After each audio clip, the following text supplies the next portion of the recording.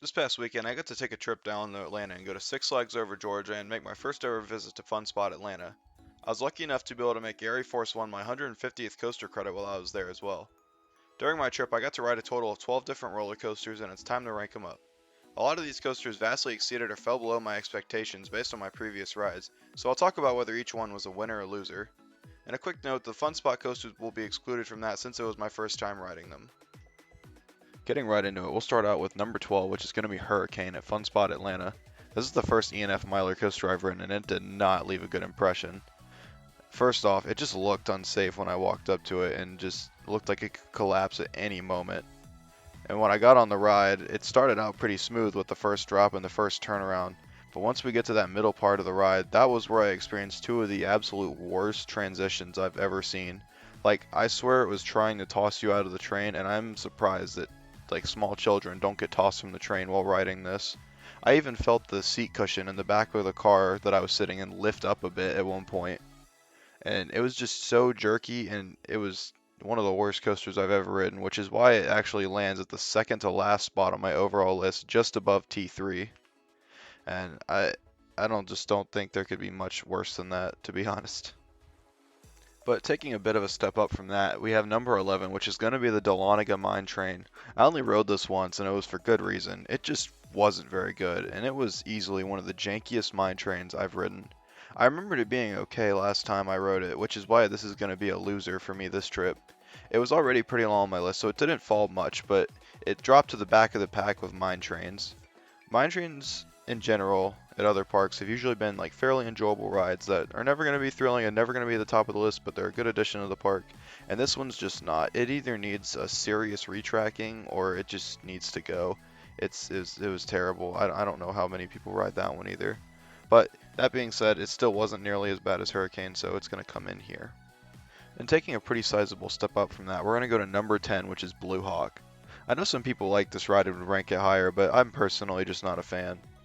It definitely is a lot better than Mine Train and Hurricane, but it just doesn't do anything too special for me. The inversions are cool. It's a thrilling ride, but it's also equally janky.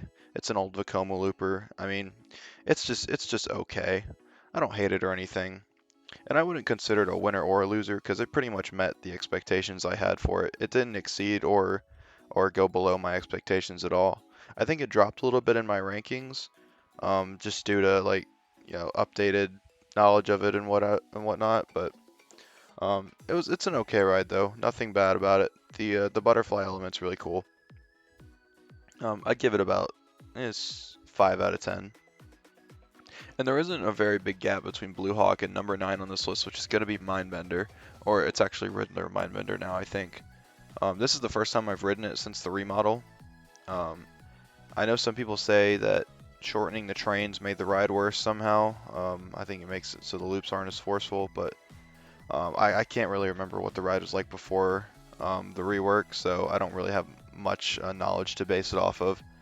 I will say this was also another ride that wasn't either a winner or a loser in my book. It pretty much met my expectations. I might lean towards maybe slightly disappointing, just because it was kind of rough at sometimes.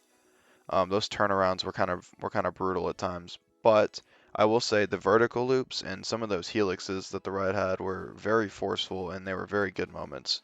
So I think just those highs right there are the reason I put it above Blue Hawk on this list. And next, coming in at number 8, we're going to have Superman Ultimate Flight.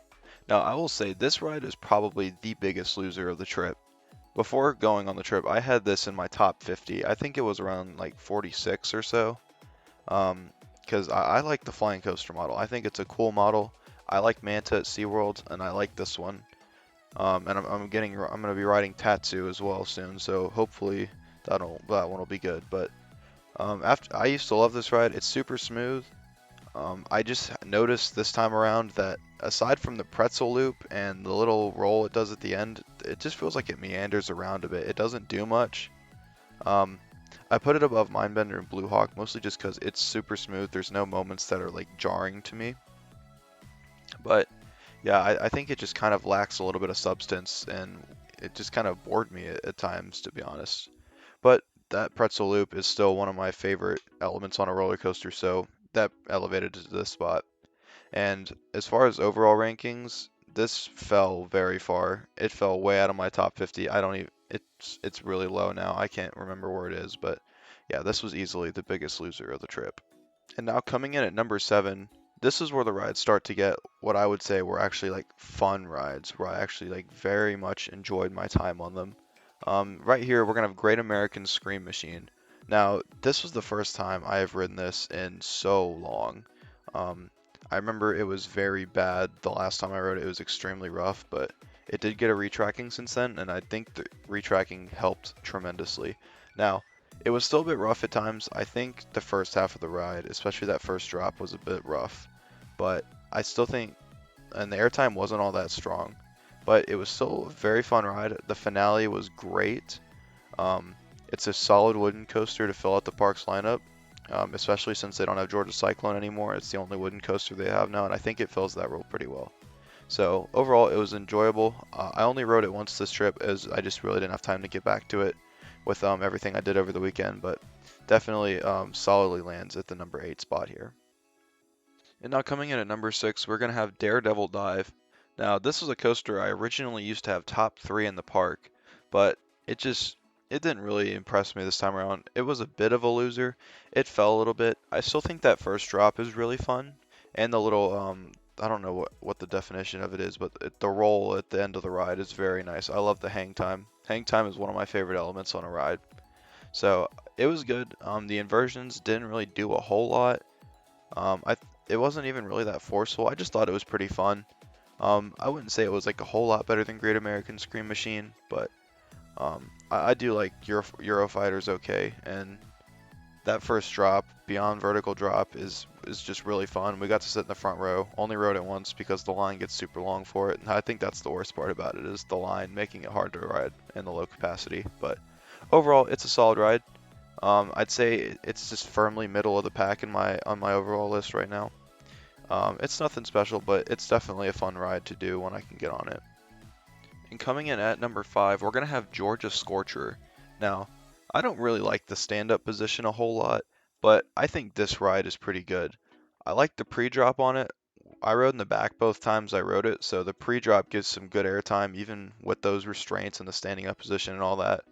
I think the inversions and just the layout in general, while not the most impressive thing ever, were pretty fun. And I enjoyed it a lot more than I thought I would. So this coaster was definitely a winner for this trip. It rose in my rankings slightly. I think I used to have it ranked a lot lower in terms of rankings in the park. I want to say I used to have it around like 7 or 8. And now I have it as number 4 in the park. Um, even though it's number 5 on this list. Good ride. You should definitely ride that if you get a chance to go to Six Flags over Georgia. Wouldn't suggest riding it in the morning. That's when everyone's gonna ride it, but definitely later in the afternoon, get on this when you can. It's a solid ride if you can handle the stand-up position. Now, coming in at number 4, we're gonna have Batman the Ride. Now, this is absolutely the biggest winner of my trip. I used to hate this coaster. I literally used to rank it like almost dead last in the park. It used to just bang me around in my previous visits, and there was just never anything good about it. But despite all this, I'd heard enthusiasts and other people say it's the best Batman clone there is. Um, and I'd say I really enjoyed Goliath at Six Flags Fiesta Texas, which is another Batman clone. And I'd still say I enjoyed that one slightly more from based off of memory. Um, but this one was a way better this time around. It's super forceful. 5 inversions in that short layout, and they're all super whippy. It just the pacing was very good, and I definitely liked it a lot more. It shot way up on my list. I used to sit like I want to say it used to sit like outside of the top 100, and now it sits just outside my top 50 now. So I have it ranked one spot behind the Goliath at Six Flags Fiesta Texas, but I'd say they're pretty much even with each other, and I have a newfound respect for this ride, and easily, once again, the biggest winner of this trip. And despite how good Batman is, there's still a definitive top 2 at Six Flags Over Georgia, in my opinion, the first of which is going to come in at number 3 on this list, which is going to be Twisted Cyclone. This is definitely one of the weaker and smaller RMCs out there. It's still an RMC, so it's very good.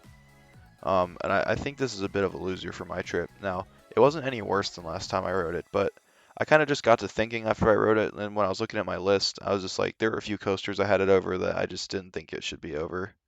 I think one of them was Magnum XL 200. I just didn't think that was something. I just didn't think that really made much sense. I think I definitely would prefer Magnum. But um, getting off of that tangent, it's a good ride. The reverse cobra on the wave turn hit really hard. Those are great elements. It's really powerful during its short ride time, but I think that's its biggest issue. It's short. It leaves you wanting more when you get on that brake run. And it's hard to rank a coaster really high when that happens. Regardless, it still sits in my top 25. I think it's number 22 right now. Very good coaster. I just wish it was a bit longer though, and the two coasters above it on this list are longer and they pack just as much of a punch, if not more. Then coming in at number 2 on the list is going to be my favorite coaster at Six Flags Over Georgia, which is Goliath. This has always been my favorite B&M hyper, and it's likely it will be for a long time unless it just gets worse and worse as time goes on and ages poorly. It is starting to show that age, unfortunately, and I do consider this a ever so slight loser for this trip. I did notice from last time it has developed quite a bit of a rattle. That doesn't take away from the fact the airtime is great. That helix turnaround is awesome. That I think it's the third airtime hill where you drop. You basically drop towards the water. It's a really great moment on that ride. I think that's the best hill or airtime hill on the ride. And then the finale, just ejector hills, is great. This is just an amazing B&M hyper. It's a great layout. It's powerful. Even though it's like one of the shortest B&M hypers out there, first drop is great. And this is the first big roller coaster I ever did, so I think it still holds a nostalgic place in my heart. But unfortunately, due to the rattle development and just, I guess, other rides catching up with it, this did fall out of my top 10 on the trip. It was number 9, and I think I have it ranked at number 12 now. So I was really sad to see it drop out of my top 10, but it's still amazing. It's still number 12 out of 150, so amazing ride. If you haven't ridden it, you absolutely should. I think it's just a super underrated coaster out there. And of course, coming in at number 1, I don't think this is going to be a surprise to anybody, but it is Air Force One at Fun Spot Atlanta. We start with the fun spot in this list and we end with the fun spot. Air Force One is just simply one of the best roller coasters I've ever ridden. I mean, I had high expectations, and I would say it pretty much met my expectations. I figured this coaster had top 3 potential when I rode it, and it didn't quite crack the top 3, but it cracked top 5. It's amazing. The stall is probably like my new favorite element on a roller coaster. That's the first like real zero G stall I've experienced from RMC. So I'm hoping to get on Goliath at Six Flags Great America sometime soon. So I'll be able to get that one. But it was felt way different than I expected it to. I expected myself to feel like I'm like hanging by my thighs from the restraint, but I was just not expecting to feel that weightlessness during it. I guess I should have learned from the name Zero G stall, but I didn't. And this ride is just amazing from start to finish. The outer banked hill after the stall is insane. I love the arcade roll.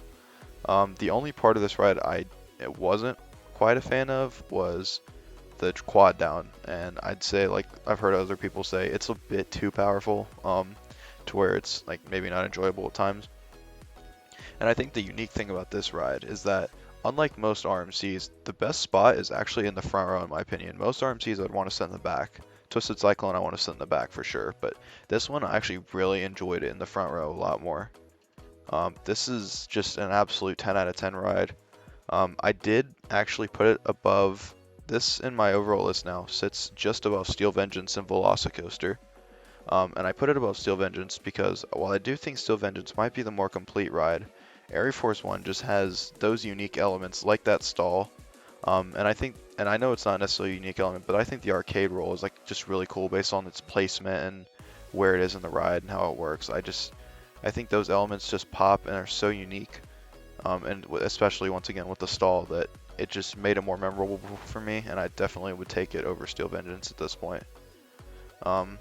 And over Velocicoaster just because I think Velocicoaster's first half is a bit weak, whereas this coaster is just great all the way through. But yeah, Air Force One, amazing coaster. I'm so happy I got to get it as my 150th credit. This was a great trip. If you haven't gotten down to Atlanta, get down there, go to these two parks. They are great. There's a great collection of roller coasters. Um, yeah, that's about it. But yeah, if you stuck around this long, thank you so much for watching. Hope you enjoyed hearing my rankings of these coasters, and feel free to let me know what yours are in the comments. I'd love to hear what your opinions are. Um, yeah, until next time. Hopefully I'll be able to make some more videos soon, but until next time, see ya.